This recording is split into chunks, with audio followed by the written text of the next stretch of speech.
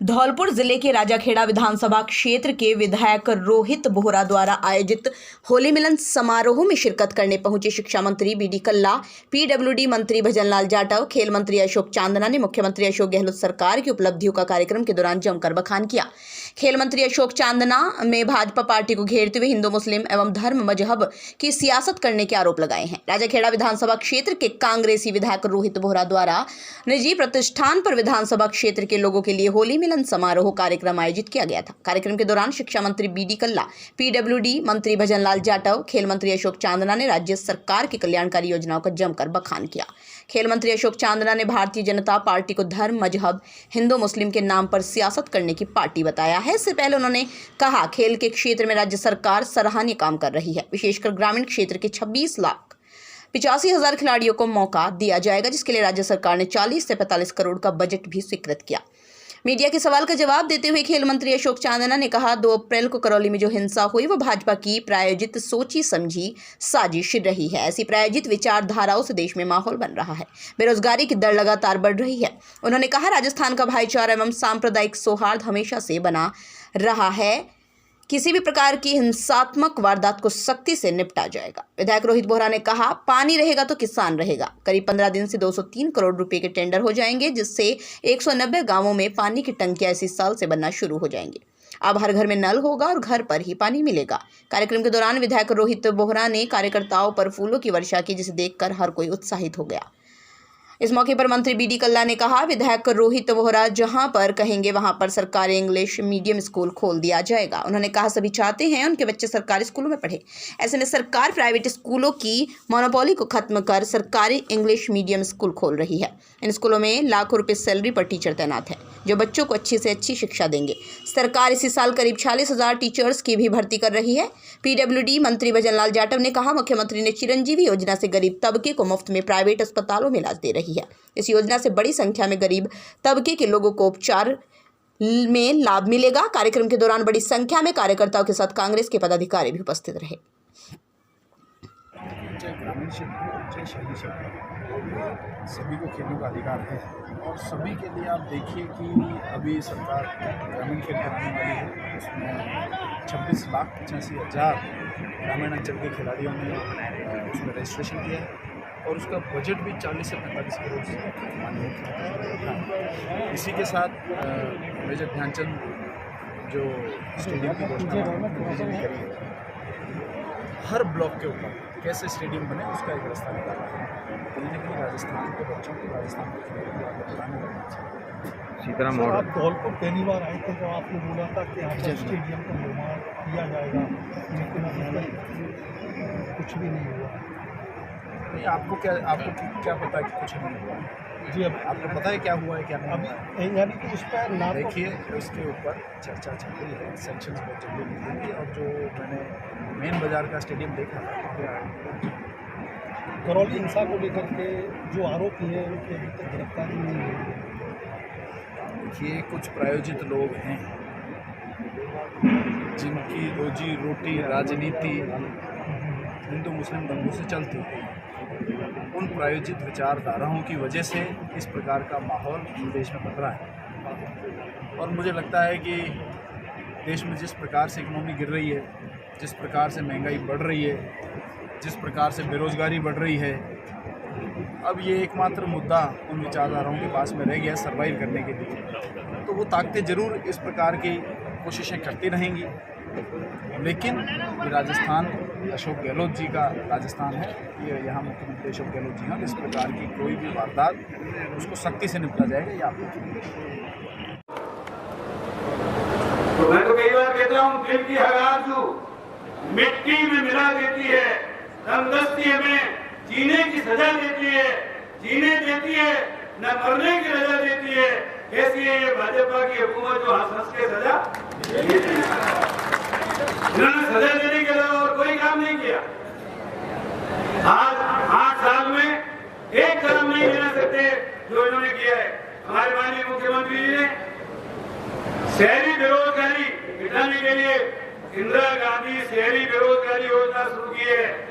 तो कस्बों में रहने वालों को भी मनरेगा की तरह रोजगार मिलेगा। हर घर में कम से कम एक व्यक्ति को रोजगार मिलेगा। ऐसी योजनाएं कांग्रेस बना सकती है, ये कोई काम करने वाले नहीं है। कांग्रेस की और किसान की राशि मिलती है और बीजेपी की और किसान की राशि मिलती नहीं।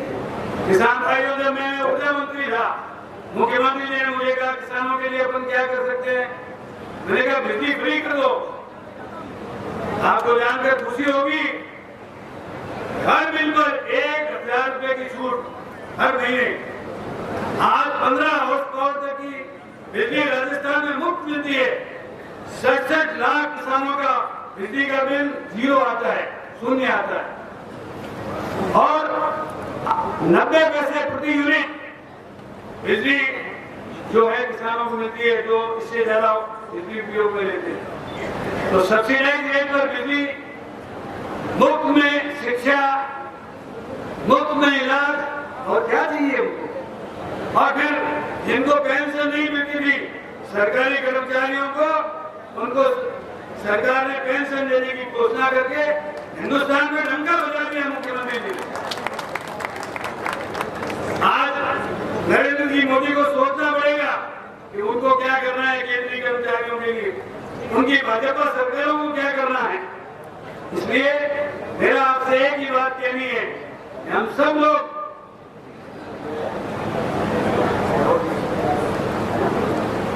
मैं आपसे यही कहना चाहता हूं कि होली मिलन समारोह तो है ही है।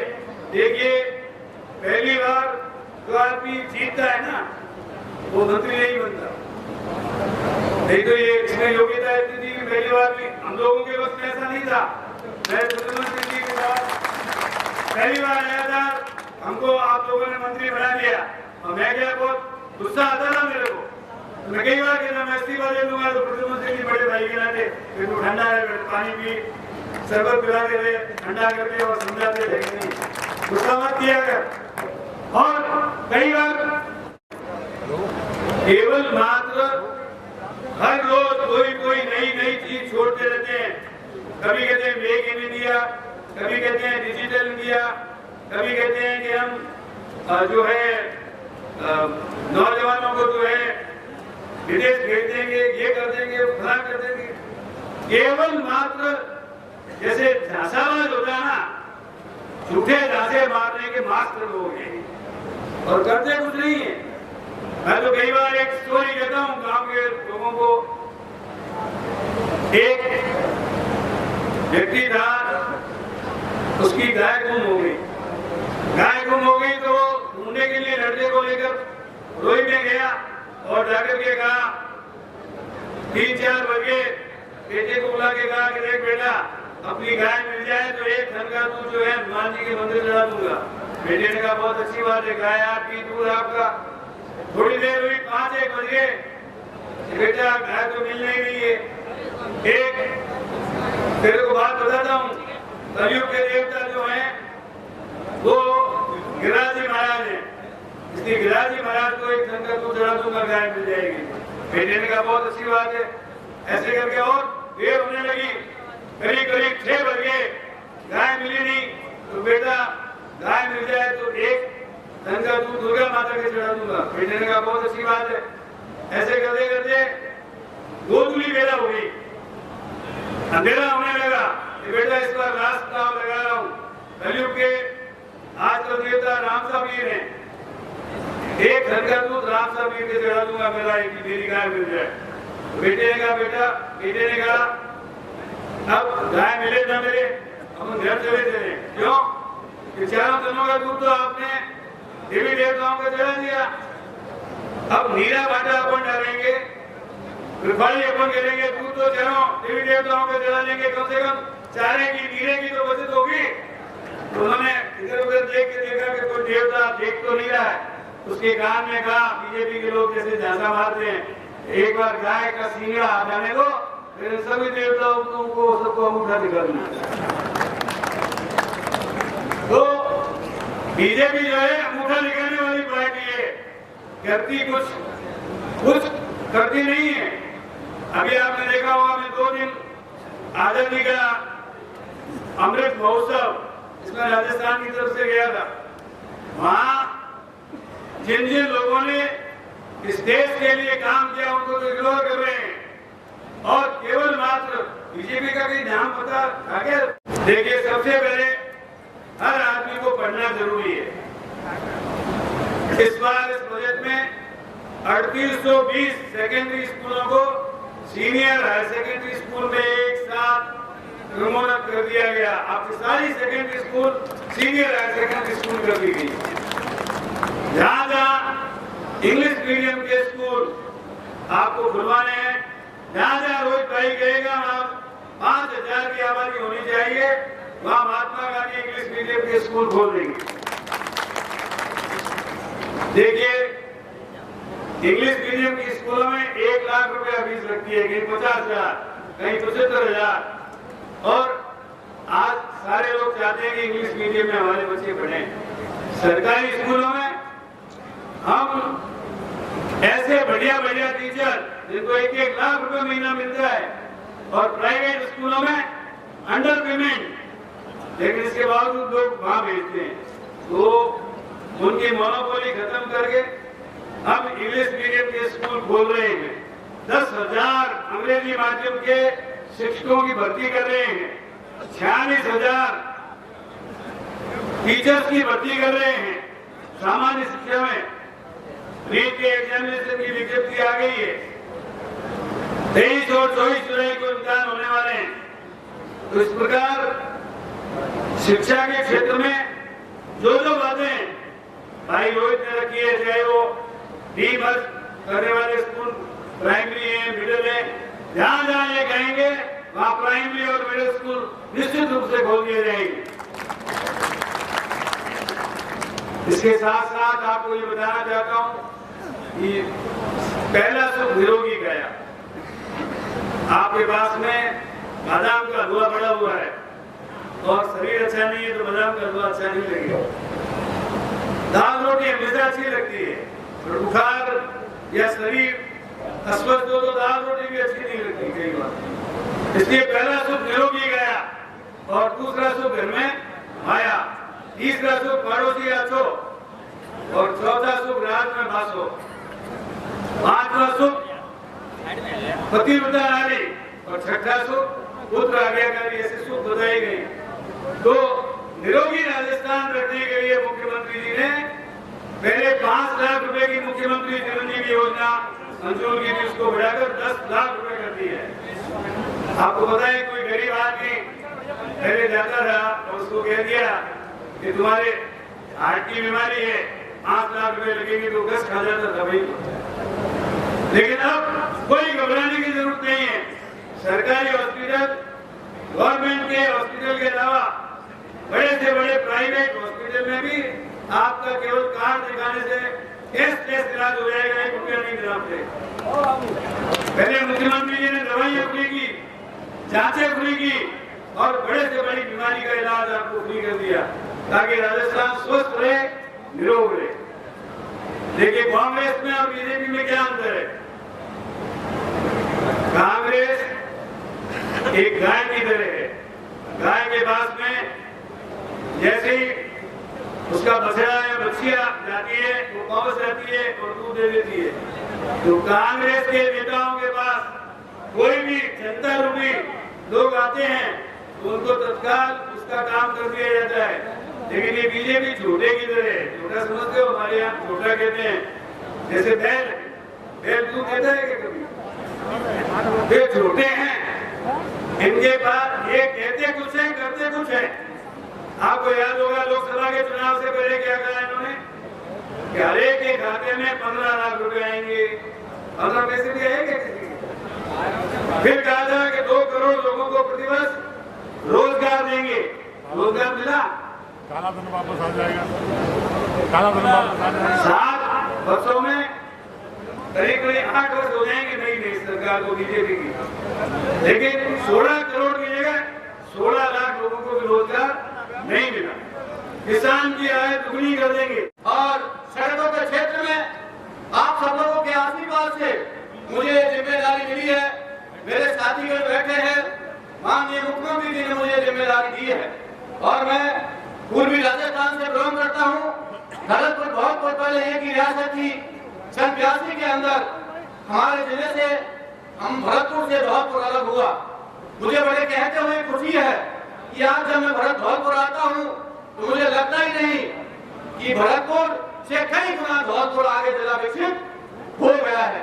और ये सारी देन है माननीय हमारे जो नेता बैठे हैं आदरणीय बाबू जी की देन है कि धौलपुर जिले को जगमगा जिस तरीका से सड़कों के क्षेत्र में विकसित किया है, तमाम स्टेट हाईवे निकले हैं, NHI निकले हैं, ये सब हमारे पूर्व मंत्री आदरणीय प्रकाश सिंह जी की देन है। और उसके बाद मुझे ये जिम्मेदारी मिली है और पूर्वी राजस्थान से मैं निवासी करता हूँ तो स्वतः ही एक लोगों में भावना होती है मंत्री हमारे यहाँ का है तो हमें ज्यादा उम्मीदें आपको स्वतः होती हैं। और पूरे प्रदेश के साथ साथ माननीय मुख्यमंत्री जी ने तकरीबन 8,500 से 9,000 करोड़ का बजट, एक ऐतिहासिक बजट राजस्थान की सरकार ने दिया है। और वो बजट ही नहीं जो माननीय मुख्यमंत्री जी कहते हैं वो हम लोग करते हैं। आज जो बजट की घोषणा हुई थी उनका इम्प्लीमेंट करने के लिए बाबू जी मैं कहना चाहूंगा, हम लोगों ने जो सड़कें हमने स्वीकृत की थी, हमारा बजट का सत्र खत्म हुआ 28 तारीख को और उसके बाद में 7 तारीख को मात्र 7 दिन के अंदर उनका एस्टीमेट भी बन गया, उनके प्रपोजल जो बन के तैयार हो गए और 7 तारीख को हमने उनकी NIT भी लगा दी, उनकी 50 से शुरू की सारी निकलवा के हमने NIT भी लगवा दी। 1 महीने के अंदर आपकी सड़कों का काम शुरू हो जाएगा जो बजटों में स्वीकृत हुई थी, चाहे वो धौलपुर जिले की हो, चाहे भरतपुर जिले की हो, चाहे अन्य जिले की सड़कें हो, उनका हमने बहुत अच्छा एक सड़कों को सुधारने का काम किया है। उसी के साथ साथ जो भाई रोहित बोरा जी ने मेडिकल कॉलेज की बात करी, मेडिकल कॉलेज का फर्स्ट फेज का काम आपका शुरू हो गया है और सेकंड फेज का काम भी आपके सामने बड़े जोर शोर से सेकंड फेज का भी काम बड़े धुआंधार तरीके से चल रहा है। इसलिए हम सब लोग चाहते हैं इस धौलपुर का विकास हो और धौलपुर एक अगली श्रेणी में आए। तमाम क्षेत्रों के अंदर माननीय मुख्यमंत्री जी ने बेहतरीन काम किया है। गरीब का बच्चा, उसके साथ साथ एक बहुत बड़ी घोषणा की है कि गरीब का बच्चा कोई RS या IAS की कोचिंग करना चाहता है, अन्नपूर्ति योजना के तहत उस गरीब के बच्चे को फ्री की कोचिंग राजस्थान की सरकार करेगी। उसके साथ साथ माननीय मुख्यमंत्री जी ने एक बहुत बड़ी घोषणा और करी है कि कई बार हमारे बच्चे दिल्ली में IAS और IPS UPSC की तैयारी करने जाते हैं और वहां पर किराए का मकान लेना पड़ता है और कई परिवार ऐसे हैं दिल्ली जैसे शहर के अंदर, कोटा जैसे शहर के अंदर यदि कोई IAS की तैयारी करेगा, महंगे घर होते हैं। माननीय मुख्यमंत्री जी ने वहां पर घोषणा कर दी कि कम से कम वहां पर 250 करोड़ के दिल्ली के अंदर फ्लैट बनेंगे लागत से और उनको फ्री, हमारी जो राजस्थान के लोग हैं उनको रहने की, बच्चों को फ्री रहने की सुविधा होगी जिससे बच्चों को किसी तरह की परेशानी नहीं हो। 300 फ्लैट के आसपास वहां पर निर्माण होगा और बहुत अच्छी जगह है। अरविंद केजरीवाल जी का घर है ना मुख्यमंत्री जी का, उसके जस्ट पीछे घर है, उधर इंग्लिश मीडियम स्कूल में पढ़ेगा। ये माननीय मुख्यमंत्री जी की देन है। तमाम कॉलेजेस खोल दिए, एग्रीकल्चर कॉलेज खोल दिए, महिला महाविद्यालय खोल दिए। किसी क्षेत्र में उन्होंने कोई कमी नहीं छोड़ी। स्वास्थ्य के अंदर अभी रोहित बोरा जी बता रहे थे, PSC से CSC, CSC से अपर जिला अस्पताल, अपर अस्पताल जिला अस्पताल से जिला अस्पताल, trauma centre, sonography, digital x-ray, मुफ्त दवाई, मुफ्त इलाज और अब तो 10 लाख रुपए तक का इलाज भी आपका फ्री कर दिया। बचा क्या है? मुख्यमंत्री जन योजना गरीब को गणेश मानते हुए आपकी सेवा के खातिर 10 लाख रुपए तक का इलाज फ्री कर दिया। उसके साथ साथ यदि किसी को भयानक बीमारी है और ट्रांसप्लांट कराना है, किडनी है, लीवर है और भी अन्य बीमारी है, तो उसके लिए भी माननीय मुख्यमंत्री जी ने अलग से पैकेज अनाउंस कर दिया। उसमें से 10 लाख में से आपका कुछ 1 रुपये भी नहीं कटेगा। मेरा आपसे विनम्र निवेदन है, हाथ जोड़कर, ये बीमारी किसी गरीब को देके नहीं आती, ये बीमारी किसी अमीर को देके नहीं आती, ये बीमारी किसी धर्म को देख के नहीं आती और ये बीमारी किसी पार्टी को भी देख के नहीं आती। इसलिए मुख्यमंत्री चिरंजीवी योजना का कार्ड प्रत्येक व्यक्ति बनवा ले। जो बीपीएल वाले हैं उनका तो स्वतः ही बन जाता है, खास सुरक्षा में नाम है उनका फ्री बन जाता है, और जिनके इन दोनों में नहीं है वो थोड़े बहुत बचते हैं, उनका आप कार्ड जरूर बनवा लें। और उसके साथ साथ उसकी मुखिया को हमारी मातृशक्ति महिला को बनाया है, और वो मुखिया है चिरंजीवी योजना के। यहाँ पर पूरे राजस्थान में 1,33,00,000, और माननीय मुख्यमंत्री जी ने सोचा कि महिलाओं को भी उत्थान की खातिर, पुरुषों पे तो तमाम मोबाइल फोन होते हैं, हमारी माता बहनों पर मोबाइल फोन नहीं हो पाते हैं। माननीय मुख्यमंत्री जी ने एक ऐतिहासिक घोषणा करके दे दी कि हमारी माता बहनों को एक स्मार्टफोन मिलेगा। 1,33,00,000 फोन हमारी माता बहनों को मिलेंगे, स्मार्टफोन। आपको तालियां बजा दो, हमारी माता बहनें बैठी हैं, इनको नहीं मिलेंगे, आपको मिलेंगे। जो मुखिया है उसको 1,33,00,000 फोन जो स्मार्टफोन है वो मिलेगा। और परंतु उसमें आपको एक शर्त यही है कि आप लोग मुख्यमंत्री चिरंजीवी योजना का, उसका कोई सरकार का स्वार्थ नहीं है, उसमें आप लोगों का स्वार्थ है कि कहीं पे इलाज में किसी की जमीन बिक जाती थी, कोई अपने जेवर बेच देता था। अब ना आपको जमीन बेचनी पड़ेगी, ना आपको कोई जेवर बेचना पड़ेगा, ना ब्याज पर पैसा लेना पड़ेगा। राजस्थान की सरकार आपको सरकारी अस्पताल के साथ साथ में आप लोगों ने इतना प्यार दिया, उसके तहे दिल से मैं आपका शुक्रिया अदा करता हूं। आज धौलपुर की जो सबसे बड़ी चुनौती थी वो पानी की चुनौती थी। पानी की चुनौती के लिए हमने काली तीर योजना मुख्यमंत्री महोदय से लास्ट बजट में 60 करोड़ रुपया हमने मुख्यमंत्री महोदय से बजट का अनाउंसमेंट करा। ये योजना बढ़ते बढ़ते 800 करोड़ रुपए की हो गई, और आपको जान के खुशी होगी कि अगले 10 दिन में इसकी फाइनेंशियल स्वीकृति 800 करोड़ रुपए की निकल जाएगी। अगले 10 दिन में आपकी ये फाइनेंशियल स्वीकृति धौलपुर जिले की यदि कोई लाइफलाइन होगी जहां से हमारे किसान भाइयों को पानी मिलेगा तो वो काली तीर योजना से मिलेगा और किसी से नहीं मिलेगा। और पानी रहेगा तो किसान रहेगा, पानी नहीं रहेगा तो किसान नहीं रहेगा। मैं ये बार बार आपके गांव में बोलता हूं, और इसी व्यथा को सुनते हुए हमने पिछली बार जो हमारा आखिरी गांव है सिलावट, हमने वहां पर एक एनीकट निर्माण करवाया, जो 1 महीने के अंदर वो एनीकट निर्माण का कार्य पूरा हो जाएगा। और इस साल हमने 2 एनीकट और लिए हैं सरकार से, आपके लिए 2 एनीकट और लिए हैं जिनकी फाइनेंशियल स्वीकृति इसी महीने में मिलेगी। जहां तक गांव के पानी की टंकियों का सवाल है, करीब 100 करोड़ के टेंडर निकल चुके हैं। 203 करोड़ के टेंडर 4 तारीख को थे, बट वो कैंसिल हो गए। उन पर मेरे ख्याल से अनदर 15-20 दिन और लगेंगे या महीना भर और लगेगा। 203 करोड़ के टेंडर में 190 गांव में और टंकियां बनना आपका इसी साल शुरू हो जाएगा। यानी टंकियां करीब देखा जाए तो हर गांव में पानी की टंकियां आप लोगों के बीच में रहेंगी। पानी रहेगा। आपकी जो बहू बेटियां हैं, जो आपको हैंडपंपों से पानी रख के आपको सर पे लेके आना पड़ता था, हाथ में उठा के लाना पड़ता था, वो कार्यक्रम खत्म हो जाएगा। आपको घर में नल, आपके घरों में नल आपको पहुंच जाएंगे। एक घर में आपको नल पहुंच जाएंगे।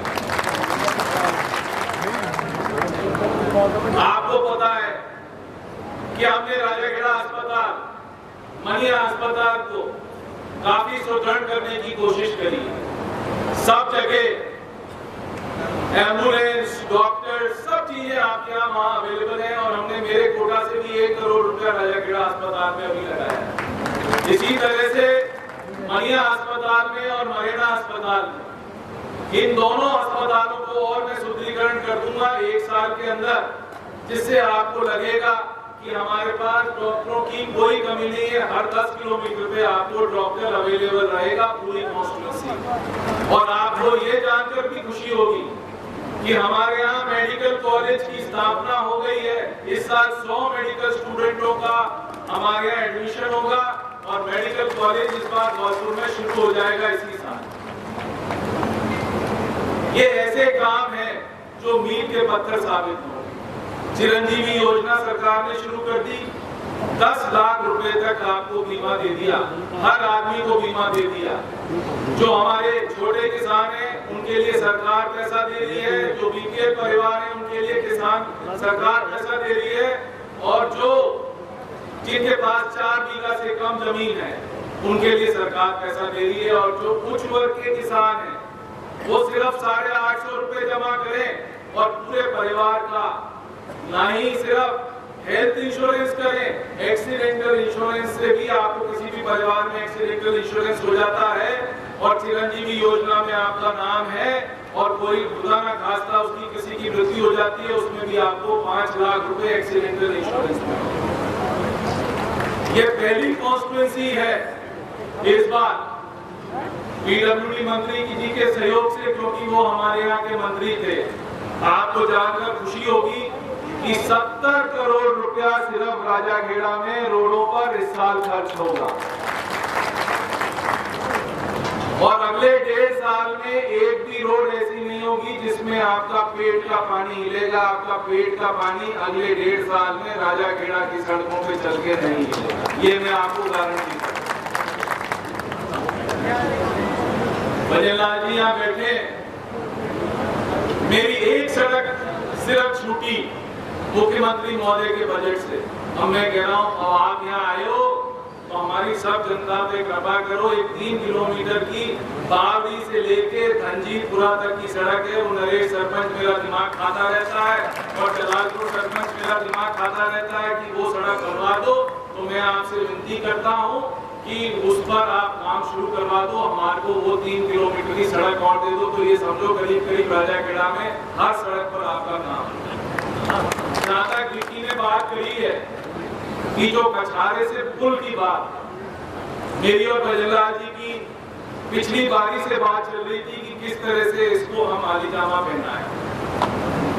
हमारे यहाँ से कुछ लोग नरेंद्र सिंह जी तोमर के पास भी गए, बेचारे खाली हाथ लौटना पड़ा, उनको भी वहां से कोई सफलता नहीं मिली बीजेपी वाली। माननीय भजनलाल यादव जी और अपने सभी के संरक्षक माननीय प्रद्युम्न सिंह जी, माननीय जिला कलेक्टर साहब, आपके लाडले विधायक रोहित बोहरा जी, आप सभी सम्मानित मंच, मैं सभी का नमन करता हूं। और मेरे सामने बैठे हुए सभी कॉलेज जो कि हम सभी को इस मंच योग्य बनाते हैं, आप सभी का भी मैं नमन करता हूं। आप लोगों को सभी को पता है, आज से नहीं पूर्व 50-60 वर्ष से कि आपका और प्रद्युम्न सिंह जी का क्या संबंध है, और उसी कमान को आगे बढ़कर के उनके सुपुत्र माननीय रोहित बोहरा जी ने संभाला है। इस चीज से भी आप अनभिज्ञ के नहीं है। सबसे बड़ी बात यह है कि राजा सब धौलपुर की सड़कों की तो सड़क ऊबड़ खाबड़ है। सिटी की बात की जाए तो सड़क तो नहीं दिखती है, गड्ढे दिखते हैं। आप कह रहे हो कि काफ़ी पैसा दिया है सरकार ने सड़कों के लिए। सबसे पहले तो मैं धौलपुर निवासियों को धौलपुर स्थापना दिवस के ऊपर मैं बहुत बहुत बधाई और शुभकामना देना चाहूँगा। और मेरे साथ यहाँ पर विराजमान है हमारे शिक्षा मंत्री जी हैं, पूर्व मंत्री हैं रोहित बोहरा जी हैं। बजट में बहुत अच्छा बजट दिया है और उस बजट में आप शिक्षा, स्वास्थ्य, चिकित्सा, सड़क, पानी, बिजली सबके लिए एक अच्छी व्यवस्था, बेहतरीन व्यवस्था राजस्थान की सरकार ने की है। और सबसे ज़्यादा फ़ायदा गवर्नमेंट एम्प्लॉय जो OPS पेंशन लागू करके दूसरे प्रदेशों की गले की हड्डी बन गई है। अब दूसरे प्रदेशों को भी सोचना पड़ गया है कि राजस्थान का जो मॉडल है, जो कोरोना में हमने एक्सेप्ट किया था, तो OPS पेंशन में भी हम लोग एक्सेप्ट करें। राज्य सरकारों पे जो दूसरे प्रदेशों में जो सरकारें हैं, राज्य सरकार, उन पर एक प्रेशर और दबाव आ गया कि राजस्थान की सरकार ने एक बहुत अच्छा कदम किया है।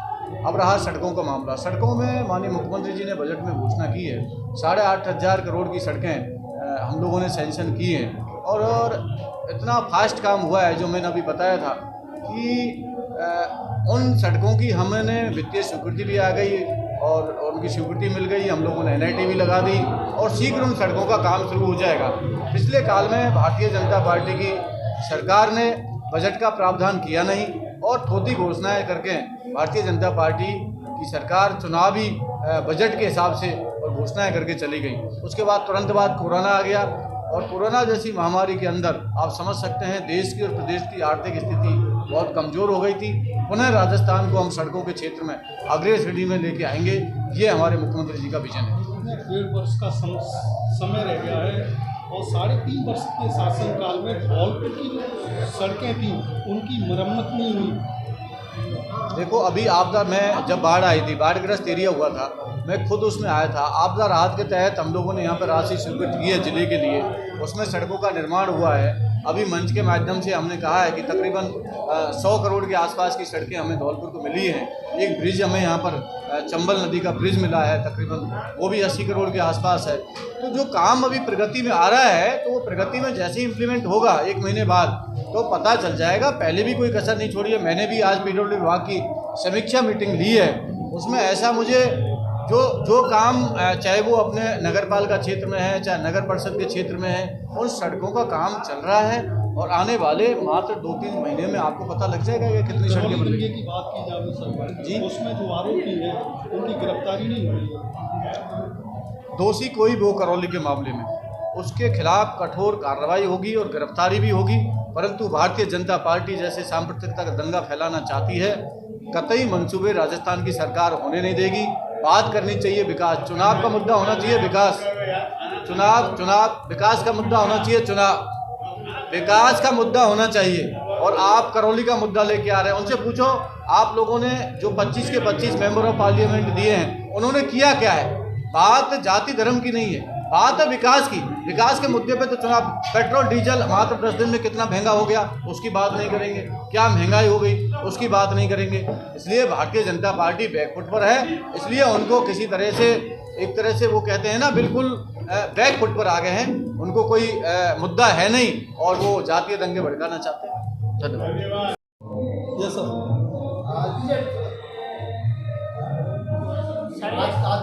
आज का क्या कार्यक्रम रहा है सर? धौलपुर आए हैं आप। देखिए धौलपुर में आज होली मिलन समारोह का कार्यक्रम का आयोजन किया गया। आज ही धौलपुर के जिले का स्थापना दिवस है, इसके लिए मैं तमाम जिले के निवासियों को हार्दिक बधाई देता हूँ, होली की शुभकामनाएं देता हूँ। और इसके साथ साथ आप जानते हैं कि रोहित बोरा जी के और उनके साथियों के द्वारा ये कार्यक्रम का आयोजन किया गया, इसमें हज़ारों लोगों ने हिस्सा लिया। पिछले लगभग 3.25 सालों में धौलपुर में और राजाखेड़ा में शिक्षा के क्षेत्र में, चिकित्सा के क्षेत्र में, सार्वजनिक निर्माण विभाग के क्षेत्र में, मेडिकल कॉलेज का यहाँ पर लाया जाना, ये सारी क्रेडिट जो है रोहित बोरा जी को जाती है। इसी प्रकार जिले के चहुमुखी विकास में आज जो बातें रोहित जी ने उठाई, हम सब लोगों ने उनको मानते हुए उसको गति देने का आश्वासन दिया है। कुल मिलाकर कोई भी कार्यक्रम होता है तो उसमें निश्चित रूप से उस इलाके के बारे में नई नई जानकारियाँ मिलती है और वहाँ की मांगों को ध्यान में रखते हुए हमारा ये प्रयास रहता है कि उस मांगों को पूरा करें।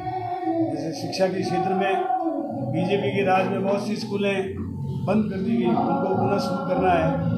कुछ मिडिल स्कूलों को बनाना है, सीनियर हायर सेकेंडरी स्कूल हमने बना दी और जहाँ 5000 की आबादी से ज़्यादा आबादी है वहाँ पर महात्मा गांधी इंग्लिश मीडियम के स्कूल खोल रहे हैं। इसी प्रकार हमारे सार्वजनिक निर्माण विभाग के मंत्री जी ने जगह जगह सड़कें बनाने का आश्वासन दिया है। तो क्षेत्र में जाने से समस्याओं के बारे में रूबरू होते हैं और उनका फिर समाधान होता है। धौलपुर जिले की बात की जाए तो यहाँ पर शिक्षा विभाग के अंदर कई बड़े अधिकारियों के पद खाली चल रहे हैं। देखिए खाली पदों को भरने के प्रयास किए जा रहे हैं। आपने देखा होगा 2 दिन पहले रीट की परीक्षा का कार्यक्रम घोषित कर दिया गया है और इसमें 46,000 अध्यापकों की भर्ती होगी और रिक्त पदों को प्राथमिकता के आधार पर भरा जाएगा। नहीं, धौलपुर में मुख्य जिला शिक्षा अधिकारी का पद खाली है और शिक्षा अधिकारी इन पर दो विभागों के जिला शिक्षा अधिकारियों की डीपीसी हो गई है, चूँकि अभी प्रतिबंध लगा हुआ है। मैंने प्रशासनिक सुधार विभाग को पोस्टिंग की फाइलें भेजी हुई है, उसमें अधिकांश पद भर दिए जाएंगे।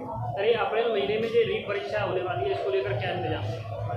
जुलाई में रीट की परीक्षा बहुत कायदे से होगी। विधानसभा में एक ऐसा कानून पास किया गया है, उसमें 10 करोड़ रुपए तक का जुर्माना और जेल का प्रावधान किया गया है। कानून को स्ट्रिक्ट बनाया गया है। अब मैं समझता हूँ कि नकल करने की किसी का साहस नहीं होगा, और कोई साहस करेगा तो उसको शीशों में बंद किया जाएगा और सरकार पूरी तरीके से चाक चौबंद होकर के परीक्षा को कराएगी, ताकि किसी भी प्रकार की कोई नकल की संभावना न हो। क्या आप मानते हैं कि ये कितनी पारदर्शिता के साथ होगी ये परीक्षा? बिल्कुल पारदर्शिता के साथ ही कराई जाती है परीक्षाएं। और आप जानते हैं कि केंद्र सरकार से लेकर किसी भी राज्य सरकार की कोई परीक्षा ऐसी नहीं रही है जिसमें पेपर लीक कर गैंग बन गए थे। अब जो सख्त कानून बना है ना, तो उसमें दिक्कत आएगी। हर आदमी मतलब कोई उसको करने वाले के सामने ये रहेगा कि 10 करोड़ रुपए का जुर्माना, जितना वो कमाएगा नहीं उससे ज़्यादा उसका पैसा निकल जाएगा, और फिर सज़ा का प्रावधान अलग से। इसलिए मैं समझता हूँ कि जो संगठित गिरोह थे उनके ऊपर नज़र रखी जाएगी, और किसी भी प्रकार से नकल का प्रयास करने की कोई हिम्मत नहीं जुटा। पूर्व में जो परीक्षा आयोजित हुई थी उसमें जो आरोपी थे उनके खिलाफ सख्त कदम नहीं उठाए जा रहे हैं।